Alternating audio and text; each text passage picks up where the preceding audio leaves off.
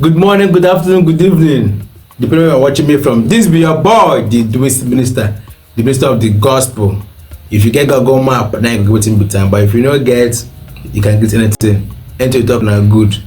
Alright, for some days now, matter what the trend online about Donald Trump coming to, strike the terrorism, the bandits, the herdsmen, the Boko Haram in Nigeria. By buying the innocent citizen, by buying the Christians, Trump don't call change say like this, you wan come tear Nigeria pieces. People say everybody come dey shake for the country. You understand? Some people say he wan come thief their oil, he wan come thief their gold, he wan come thief their diamond, but still no wahala. Even their presidents wey dey shake, wey dey even strong for ground, they still dey do anyhow. But that one no be matter. Everybody come dey talk plenty say Donald Trump wan come carry their resources go, he wan come do that one. Why? There is problem in the country. If Donald Trump want help una to fight insecurity for the country, why una no go support America to do am? Una keep quiet. All the bad leaders, all the men of God in Nigeria, nobody dey talk. All the Daddy G of them, Mommy G of them, all the bishop and archbishop for Nigeria, nobody dey talk about the killing of innocent Christians in their country. They don't just keep quiet. Bad things dey happen. They're only after offering and tithes and seed. That's what they dey after. And things dey happen. They no fit come out, come cry, call the government, support Trump, make do this thing. Because then keep quiet. Now everybody come here talk. See this man for South Africa. He don't come out, come talk about America. What is America wan come do?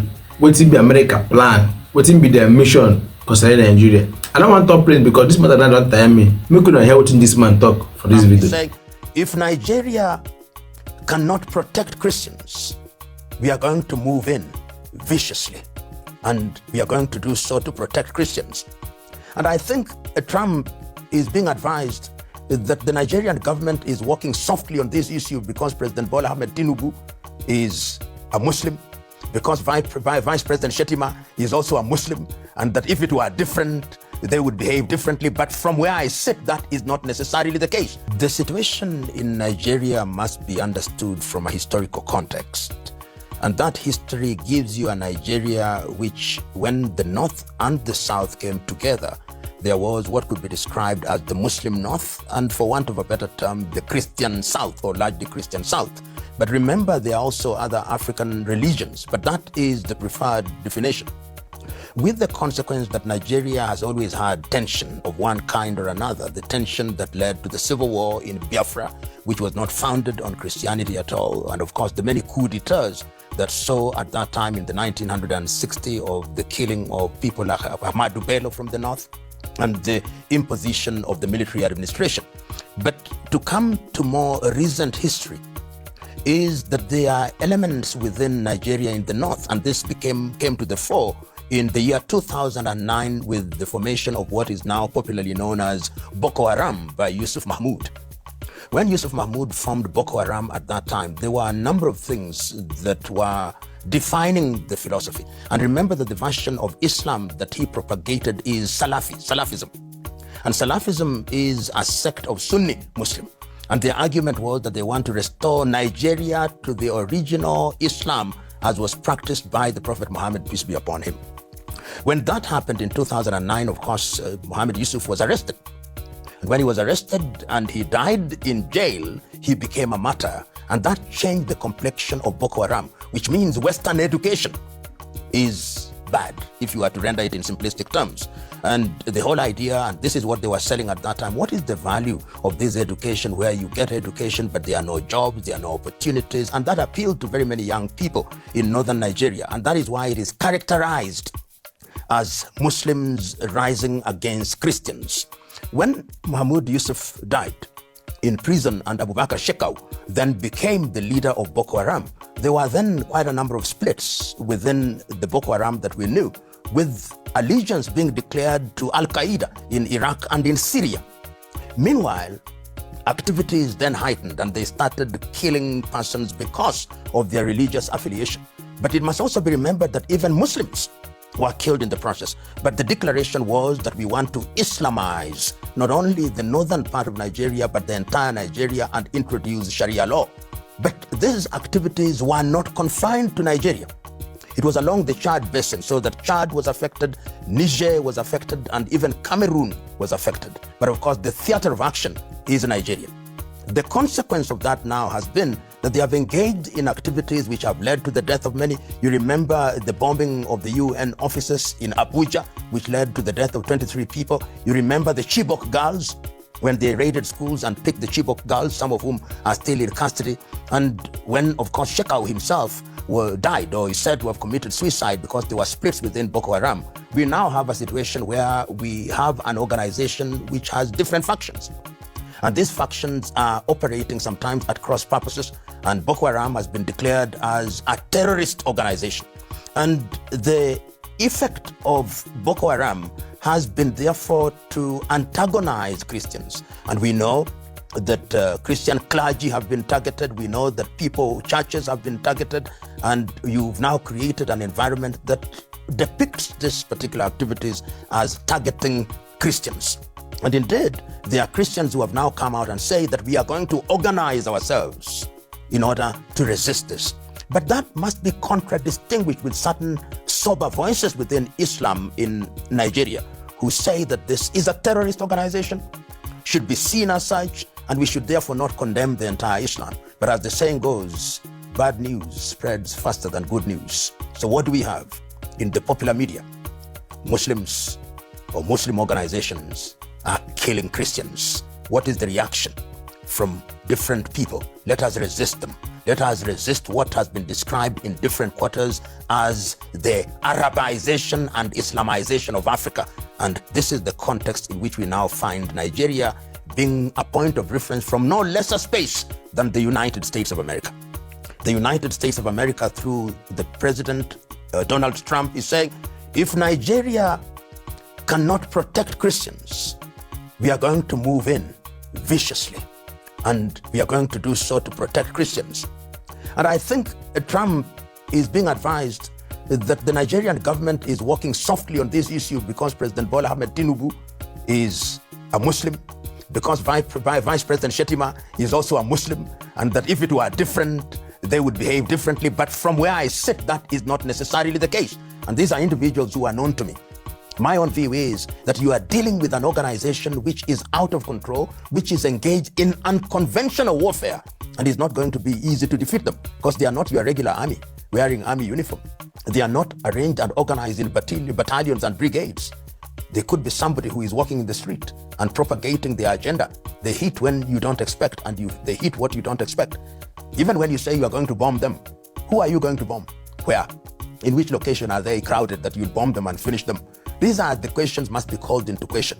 And you can see and hear the reaction of President Bola Ahmed Tinubu, and by extension the Nigerian government. They reacted by saying they welcome the United States of America to help them fight Boko Haram. That is the situation as it is. What is happening diplomatically, we may not know. But you've seen a world where there is a new hegemon who believes they are going to fight for Christianity anywhere and everywhere. That is the situation as it is now. You know, when we talk about Nigeria and we talk about the pronouncement of President Trump, many things come to mind. Number one, why is Trump saying what he's saying? Is he saying it for Christian domestic consumption? Is he the latter-day defender of Christianity? And what I'm saying is a matter of speculation, and I think he's addressing many audiences. Remember, he rode on the crest of evangelical Christians to become the president for what is now called Trump 2. And he's telling them, in this day and age, when Christianity is on the decline and Islam is on the ascendance, I am the leader of what can be described as Christianity. And when Christianity is addressed anywhere in the world or is threatened anywhere in the world, I'll be that leader in the world who will come out and defend Christianity. That is to the American audience. To the Nigerian audience, he's also saying, oh, you cannot be protected by your administration. I'm the leader of the free world. This free world, which was created by Christendom, is under threat. And I am that leader who knows no boundaries. I'm that leader who is going to be your latter-day savior. I'm that leader who is going to come and do what is necessary in order to protect you. I am the peacemaker. Remember that President Trump is on record as saying that he's the one who deserves the Nobel Peace Prize. I'm God's gift to the world. I run around the world and do only one thing, make peace. You saw me making it in Gaza. You see me trying to make it in Ukraine. You see me everywhere. You see making peace between Thailand and Cambodia. I am that person, but I am doing it because of a Christian ethic. That is my interpretation of what President Trump is trying to do. The other thing that he's trying to do is to send a message to the emerging powers or other powers in the world. He's sending a message to China, sending a message to Russia, sending a message to the BRICS world. Remember, you may make a claim to New World Order, but from where I sit, there is only one order, and that order is the order as dictated by the United States of America. And if anybody were to doubt that interpretation, just listen to him during his address to the UN General Assembly when he is disparaging the UN and almost saying that the UN is good for nothing. And therefore, the only people and the only country that you can rely on is the United States of America. This United States of America, which is great. This United States of America that has military prowess. This United States of America, which is an economic giant. The only one that you can rely on. So these messages are, in my view, coded, addressing different audiences and lending themselves to different interpretations. And when you do that, then you confuse your enemy and you become mysterious to your enemies, real and perceived. And in the Nigerian situation, I think that is exactly what he's doing. And remember that President Trump has deliberately renamed the Department of Defense as the Department of War. So it's very clear that you've got to wage war, however you describe it, for purposes of telling the world, if you don't play ball, we are going to crush you. And see, his use of language is going to be swift, nasty, and sweet. I mean, that is a contradiction in terms, but he uses language in that way. What we are saying is very interesting, and it can be defined by this age-old saying that one man's or one person's freedom fighter is another's terrorist. And you and me and all of us know that the international agenda has always been dictated by Western narratives.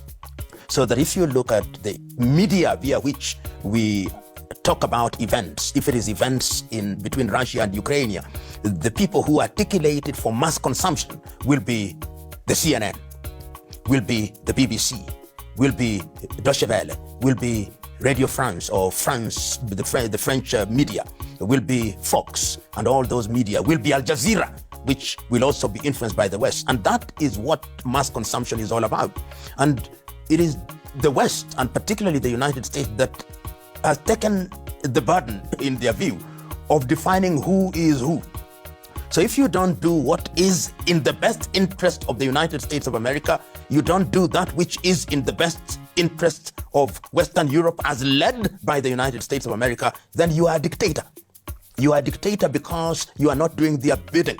So Russia can say that you told us we are not moving 1 inch more to the east. And when they want to protect that with boots on the ground, you are a dictator. And that is not to be compared with what happened in the 1960s when the Russians, at the invitation of the Fidel Castro government, invited the Russians, and the Americans said, you cannot have Russian military hardware 90 kilometers away from the American shoreline.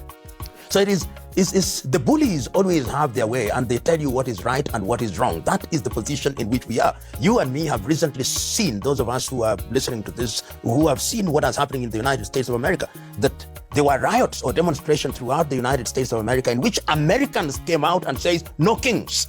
And what were they saying? That their president appears to be governing through fiat, executive fiat. He's fighting everybody on site. He's fighting universities. He's fighting the military. He's fighting everybody on site. But yet, in popular media, even media that is not ordinarily pro-Trump, like CNN, are reluctant to label him a dictator. Fox, of course, will never allow him to be labeled a dictator, and even Western media will never label him a dictator. But you in Russia try to do that. You in China try to do that. You in Brazil try to do that. You in Nigeria try to do the same thing. You are a dictator who ought to be removed from office sooner rather than later. The narrative is defined by the United States of America and the European Union. And you can see how quick these institutions are normally inclined towards issuing statements about things. Sometimes they don't even understand, sometimes they don't know, but they are quick to issue this statement and that statement and to condemn and say how they are going to interfere when it serves their interest. So it is still true, as this cliche goes, that international politics is still governed by the law of the jungle and through gunboat diplomacy. And that is what is happening. The weak are dominated, the strong dominate and define the agenda. You know, when I heard this statement that the United States of America has issued a statement that if the Boko Haram continue to kill Christians, America is going to invade Nigeria, I asked myself a number of questions. Number one, in which specific territory does the Americans believe that there is a group of people called Boko Haram, so that if you send your tomahawks there, you eliminate them? Number two, have they consulted the government of the Federal Republic of Nigeria and agreed with them that we need assistance in terms of intelligence and that therefore this will be a coordinated strike? Number three, have you understood what Boko Haram is all about, and have you understood the history of Boko Haram and that this is an ideology? And I asked myself a foundational question: have the Americans not learned that, as they were told by the Afghans several years ago, that you have the watch but we have the time? Have they not learned from Vietnam that you can never defeat these people who are ideologically inclined? So unfortunately, if the United States of America were to use any military means in the hope of neutralizing Boko Haram, they'll be shocked, because there is not a group of people sitting somewhere who are waiting to be bombed called Boko Haram. Boko Haram, I believe, are individuals who are embedded in families. It is an ideology. It will metastasize like cancer. So it is something that I believe ought to be rethought. And I hope that the government of the United States of America will do that which is good and right, to consult with the administration of the Federal Republic of Nigeria and ask them if they need assistance. And if they need assistance, the kind of assistance that they need. If they need intelligence, let them be the ones that define what kind of intelligence. Otherwise, this nuclear approach to killing a mosquito or killing a tortoise, as it were, is one that will be met with utter defeat and utter regret. And if there was any doubt, see what has happened to Libya. If there was any doubt, see what happened to Syria. I be there with this man talk for this video. You don't hear them. Your ear don't clear now. About your country, about what America won't come do. So follow Nigerians. Make una tight up. Anything we be say, you know, see na be writing, na dey good. I beg for the comment section, write them down. Make you know what's in your mind.